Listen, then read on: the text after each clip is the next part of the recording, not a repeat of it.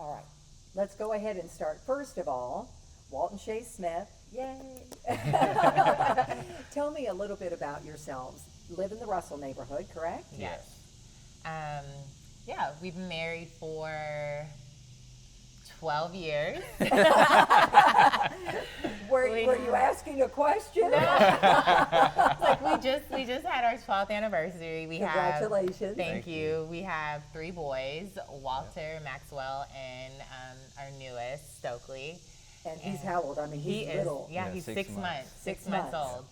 And yeah, I'm not from West Louisville. My mom was in the service, and so we kind of traveled around. She was in the Air Force, but her roots are in West Louisville. So like she grew up on 38th and Broadway. My family is also, natives of West Louisville. So growing up, we've always visited family and friends, and then I met a guy in high school. What high school? Ballard. Ballard, okay. And it was another reason to always come down to the West. So you are from West Louisville? Yes. Okay. Yeah. Where did you grow up? I grew up actually right down the street from here. Shawnee. I'm in the Shawnee neighborhood. So, yeah, growing up this is like my stomping ground, Shawnee Park. Well, I was going to say, Yeah. this is Shawnee Park. We should say we're in the pavilion Yeah, here. yeah. So, like, I live down the street on Northwestern Parkway. So, just out in the neighborhood on my bike, coming to the court to play basketball, just growing up in the neighborhood. Well, then let's talk about why you all started this with your blog, West of Ninth. What year did it start, and what was the discussion like when you said, we're going to start profiling people in West Louisville neighborhoods? Sure. We went to a store in New Lou, and it was just a store that just showcased all things Louisville. And we noticed that inside the store they had T-shirts with different neighborhoods on it, and we were like, hey, none of our neighborhoods are on these T-shirts, and we just wanted to know why. And one night we came home from Target, and we were sitting in the driveway.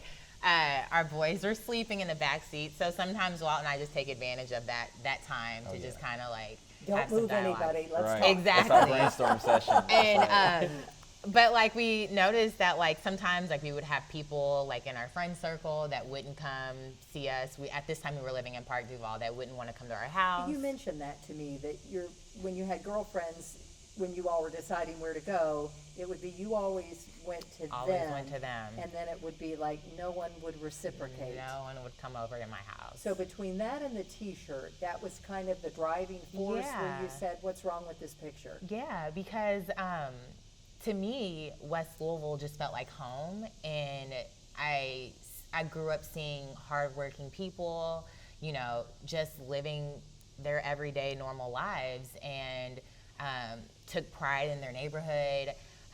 Being with Walt and seeing like how his family like just did amazing things in West Louisville, it just kind of bothered me. Like, why not come here? Why not be a part of what I have going on? Like, why not see that, yes, we have some instances where there is some crime. However, there are still great people that live and work and, visit West Louisville. You got to see it. It's So that kind of started germinating with you all, and you're going, okay, Yeah, here's how this is going to play out. Yeah. What made you decide, picture, blog, then, I mean, in that discussion, in your driveway, after Target, I mean, did you spell out all the details of what it was going to be? Well, it's kind of, sort of. I mean, because, like, we wanted to do something to where we could just, like, highlight just West Louisville. So when Shae mentioned, like, not seeing the neighborhoods on the T-shirt, like, at first we were like, we should just, like, do T-shirts. But then it was just like... But you did do a T-shirt. Yes, we did do a T-shirt. With all the neighborhoods. Yeah, but we were like, okay, maybe we should, like, do something where we actually include, like, the neighbors and the community, to be a part of this, like, and just create, like, some type of voice, like... change the narrative in a sense as to what, like... From what to what were you hoping? Well, from... Well, The narrative that we wanted to change, I would say, sometimes like when we would mention to people that we lived in West Louisville, they would be like, "Oh, So you felt that Yeah. there was Yeah. this, oh, like, Yeah. how could you live there?" Or like someone even asked Walt, "You let your wife stay home by herself?" You know, and there's so and much then when you come crime. down here and you're looking around, we're in a beautiful part. Yeah. You know, you want to Yeah. say, let me take you there. Yes. Let me Yeah. take you there and show you what you don't know. Yes. Yeah. Okay. And so we had this conversation like, hey, let's change this narrative. Let's like kind of create this sense and this bridge of understanding for people within the neighborhood as well as people outside the neighborhood. So like even if you live in West Louisville, don't be ashamed to say, hey, I live in Russell, I live in Park Duval, I live in Park Hill. Don't be ashamed to say that. Or people that live outside the neighborhood, like know that there are people that are very proud and prideful about where they come from, and that is also West Louisville. So then from there, what year was this that you all started doing the blog? 2017. Yeah. How many people have you taken pictures of and interviewed? Oh, wow. I'd say About? it's nearly like 500. Wow. Yeah. I Yeah. mean, a lot. A lot. So I wanted to talk about, so give me all the neighborhoods. Okay. So we'll start with Shawnee, where we Okay. are. Then you have Portland, Chickasaw, Parkland, Park Hill, Algonquin, California, and did I say Park Duval? Russell. In Russell, of course. Okay. Yeah. Park We get 'em Duval. all? Yep. Okay. I believe we got them all. Yeah, we got them all. So then you started where you would just go with the camera and then you would approach people. Did you all talk about, what questions you were going to ask and how you were going to approach people? Because the question is, would people be open to talking? Yeah. Right. So yeah, we did. Like, we were like, okay. I think in the beginning we were wanting to ask them just based upon like their opinion about the West End and what the West End may need or what their perspective is on West Louisville. And then we began to get like personal stories out of that because, you know, when a person talks about how a neighborhood has shaped them into who they are, then it got more personable. So then we would just like ask personal questions that were like not invasive, but like, tell me about the happiest moment of your life, you know? And then the moment, Presents itself. yeah, it presents itself. And I'm sure you were just like, I mean, Yes. Yeah. okay. Yes. So let's go, the happiest moment in your life. What did it reveal? I mean, because with each of these questions, and I'm sure the questions change through time and that kind of thing, what did you find that it was revealing about people? Were they, open to talking to you? Yes. Yes. Yeah. I mean, more open than you thought perhaps they would be, right? Absolutely. Yes, because we approach them, we're strangers, like in a Yeah. sense. And so, and after they were so like open and honest and giving us like some of their most intimate moments, sharing that with us, like now we're neighbors, like now we're friends. And so, Well, what was that? What nerve do you think you hit? Because it seems to me that you hit on something, that there was this need and want of people who live here to share those stories. I mean, do you feel that way? Yes. Yeah. I think, to me, like it's more of like validating that person. Like as in like, I see you, I recognize you, you know, and And maybe that hadn't happened before? maybe, but maybe sometimes before they even answer the question, they will say, I've been waiting to be asked this question. Really? yes. So it's almost like, you know, for me, in my perspective, I feel like, you know, it's like we're like putting them, you know, as far as like, okay, this is you, like this is your stage, this is your like, Right, your moment. yeah, this is your moment, you know, and I think that's when they, you know, feel more comfortable to just, you know. When they, happiest moment, is there an answer that sticks out to you that on that particular question? I'm sure a lot of them. Wow. Happiest moment, like, most of the time we get like, you know, when they become a parent, Yeah. and you know they then go into, you know, their life before being a parent, and then Right. how it changed once they had their child. And let's see, other things like accomplishing like a goal, and like, you know, Like graduating. Graduating. Sometimes we'll get some good like sobriety stories. yeah, But like you said, it kind of flowed out. Is there a theme, or is it just a little bit about that person, a little bit about their life, what shaped them? It's really just about that person and about Yeah. their life. Like in the beginning, we would try to have a theme, but we were like, no, let's just make this as open-ended as possible. And the goal again is to give that person their moment to tell their story. Yeah. But Yeah. again, it's to share with the rest of the city, right? I mean, Yeah. what were you hoping, I guess, was part of the realization or the aha moments that others who didn't live in West Louisville might see? I want, and maybe you as well, but I want people to look at our neighbors and say, hey, you know, they live in a different zip code. However, they have problems just like everyone else. They have issues just like everyone else. They're still human, and it's okay to not be afraid of West Louisville. It's okay to come down and visit some businesses. It's okay to visit our parks. And at the end of the day, it's okay to talk to people. Like, you have this understanding that everyone's different, backgrounds are different, but at the end of the day, get to know your neighbors. We have more Yeah. in common, obviously. We have than more in we- common than we Yeah, think. we Right. do. And like more to bridge us versus separating us. Yeah. One of the things that you said is how open people were, and you said there were some really emotional moments in these interviews. Did that surprise you? Yes. It did. It surprised us. Is there one that stands out that was emotional, and Well- do you remember why? I have one, a kid named Kieran. He was 13 years old, and he had already been shot.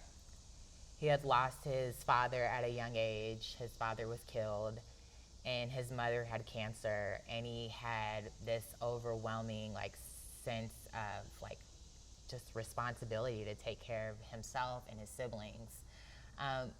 But he took to the streets, and listening to him talk and listening to his interview, he just wanted to be a kid. And it's just like he wanted to go to high school, play football, go to college. He had all of these dreams and aspirations, but the streets were calling him. And his need to take care of his family was, you know, his top priority. And it actually made me cry, because I'm like, man, when I was 13, I never thought that I had to, you know, bear such responsibility. the weight of Yeah, this and it child. was just like he just needs a hug. He needs support. He needs a community to rally, you know, around him. And this kid is really crying for help. And the fact that he's able to open up and tell us his story was just, whew. Do Yeah. we know where he is now? So he's doing better. He doesn't live in Kentucky anymore. He lives with family members in California, but he's doing a lot better. His family, you know, they Messaged still, us, yeah. they messaged us and So they you told do us, keep track on some. I mean, I know it's difficult Yeah. with 500, but when a story, oh yeah, you know, resonates in your heart like something like that. And I would think also in telling these stories, maybe it helps the whole community realize, I mean, here's a 13-year-old kid who would like to change his trajectory. How does Yeah. he do that with all that weight on him? right. And maybe it makes us smarter as a community to understand the needs of others. Yeah, Yeah, absolutely. You know, is there an interview that was surprising? Wow. Wow, surprising. Do you have, I mean, Sam? Katina and Oh, Sam. Katina Powell. Okay.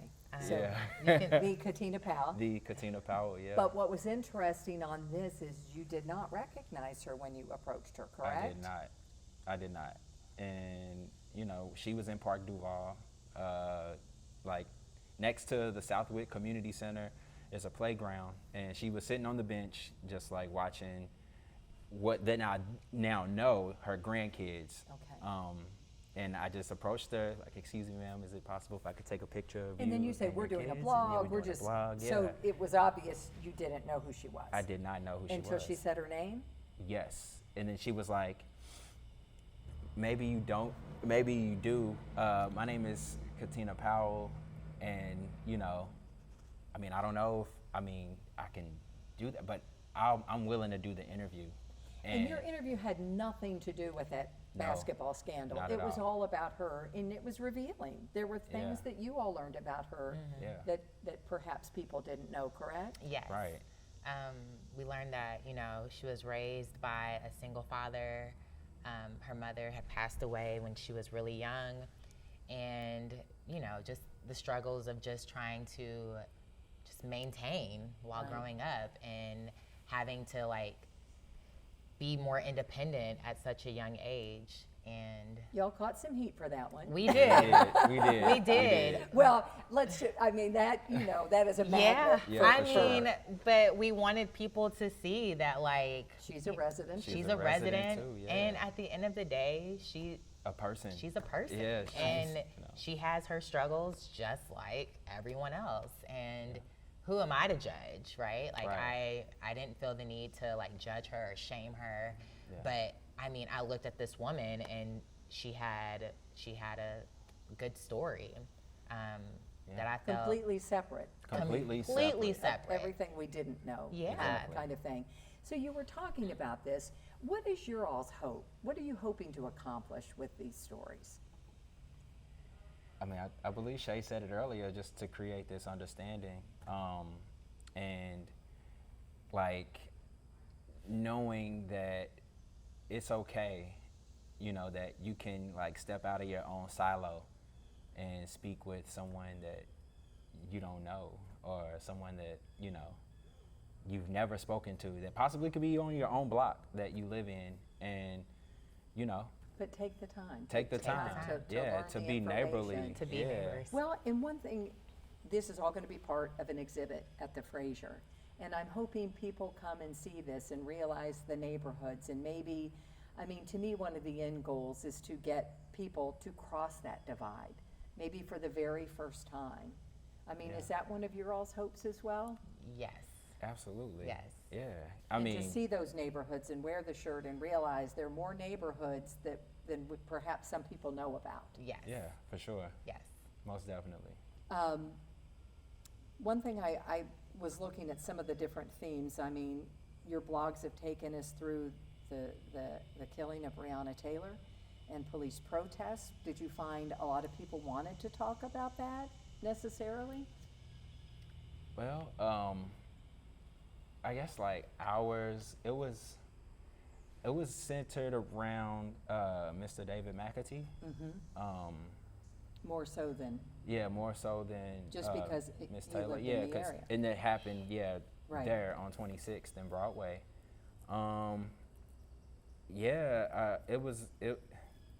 People were willing to talk. I think it was just a vulnerable situation because of the domino effect, of everything that happened. Because Yeah. I was looking at protests, COVID certainly has been a theme of, people hard hit by that. And I saw Right. some stories about that as well. And then just violence that's throughout the city. Right. But I noticed that also people talking about that. What were Yes. your thoughts on that? Wow. Oof, Because some of the people you've interviewed yeah. have been killed, Yes. correct? Yes. Right. Wow. My thoughts on that?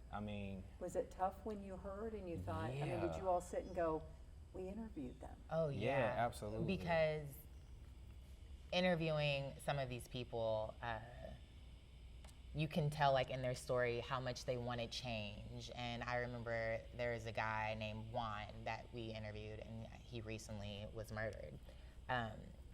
He wanted so much for his kids, and he stressed I don't want my kids to look out and see struggle, and I want them to see a loving community. I want them to see brighter days. I want them to be able to do great things. And to know that he was very vocal about being on this path, and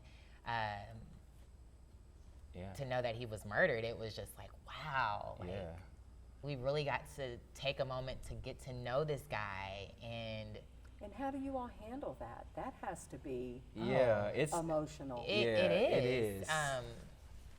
Man, I mean, it sits with us for a while. Yeah. It does. And especially when we see like their stories just constantly get reshared, and we hear the RIPs, and it's just like, wow. It's just, and also, you're hoping to change outcomes, I'm sure, too. Yeah. How sad that, deep inside, he wants what's best for his children, obviously. yes, it's and also along with that, just how a person can, leave an impression on you as well. Like when you meet them, and then it's just like, man, I really want like the best for this person, Right, you're pulling for him. Yeah. Yes. And then to hear bad news, it's a letdown, because it's like, man, it's like, it just kind of like takes you back, and it's just like, oh my God, like. Did it ever make you all think that this is just too hard telling these stories? Did you ever get to that point? no. It made me want to tell more stories because Had the opposite effect. yes, Yeah. because these are stories that have to be shared. Man, Is it the shared humanity? Is it the, I guess I'm trying to, that you're saying we have to keep sharing. What is it about it that you go, we've got to keep sharing these stories? I mean, I think, I guess it's because okay, so almost after every interaction that I have with the folks that I've interviewed, I always get the message, yo, I love what y'all doing. Keep going. It's like a boost of encouragement, from our folks, Right. And it's just like when you get that, and then you hear so much news and information, although that exists, but I'm experiencing something totally different, so it just feels like it's almost like necessary in a sense, to continue to, put this out, because I mean, we've also been told that, like, we're humanizing our community too. Like, Right. Oh, absolutely. That shared humanity. Yeah. Yes. I totally agree. and I feel like even when some of our neighbors pass, I feel like their words live on forever, and their family members, loved ones, children, they can always look back and say like, wow, like my dad said some really encouraging things. Because we, at the end of most of our interviews, we're like, what's your advice? What's your advice to the world? And we want to leave that footprint. Like we want people to see, like, yes, they're no longer with us, but they left some very encouraging. And it's more than just an entry of this person was murdered or, exactly or killed. Exactly. Do you remember what Juan's advice was? Man. sheesh, I think it was more of just like be yourself, and But encouraging to his children. like And he that wants would be the something best. that Oh, let's yeah. hold on Yeah. to. You think Yeah. about that with those words. There's one man who stands out to me, and Dr. Williams, West End Family Dental. I mean, Yeah. just reading his whole story and his commitment. Yeah. I mean, tell me just a little snapshot of him and what it was about him that you took away from his story. Oh man, his experience as a kid, so Dr. Williams was one of the first to graduate, one of the first blacks to graduate from U of L's dental school.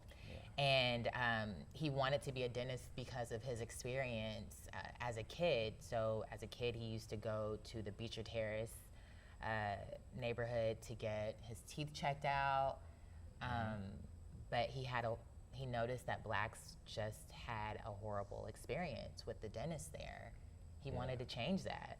Because he faced all sorts of discrimination in his all life, sorts from of what I it, read. yes. Yeah. And he said he wanted to change the paradigm with that. Yes. And make sure that young children who looked like him had better experiences.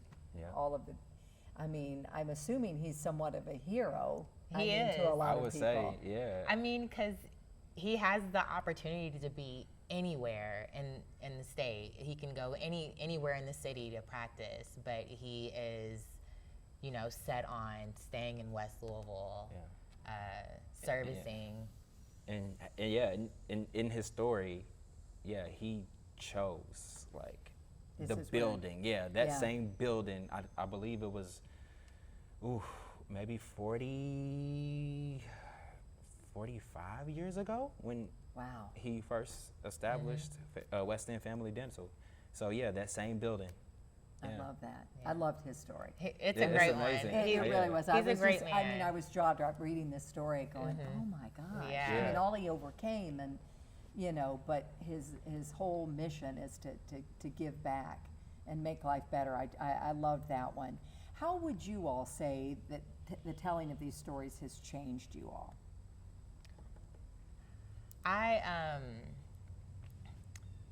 I think I've become a better neighbor. I'm always like, I'm speaking to everybody.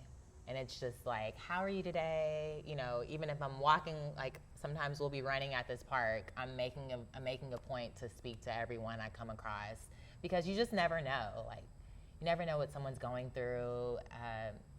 You know, you never know, like, if they're having a bad or good day, and maybe you're like, hey, how are you doing? Keep it up, giving them some positive affirmations. Yeah. It's kind of like what you said. I see you. Yeah. You're not invisible. I see you. Yeah. I'm Yeah. acknowledging you. And even that small thing you've learned can be a life changer for people. Yes. I think Walt and I, we strive to be better neighbors. Like, we strive to be the neighbors that, you know, we joke about it, but it's true. We joke about it, like, it's okay for our neighbors to come to us and ask for a cup of sugar or, you know, some eggs. We have some neighbors on our street that have COVID right now, and we made it a point to say, hey, What do y'all need? you guys need anything? Yeah. I mean, they order stuff, we go pick it up for them. Like, I made a little basket for cookies for the kids and a plant just to say, hey, Yeah, someone's here just- for you. trying to be good neighbors and just trying to make that like something that's contagious, because I feel like if we can do a good job at that, people can see that and do the same. Like, our kids can see that and do the same, and hopefully it just spreads. The mirror and- just, Yeah. more people mirror that. Yeah. How about you? Wow. See. Did I- Yeah, you just took it like. I see how you all work. So like, wow. You are soulmates. You two are. So I believe like, how could I say this? How has it changed me?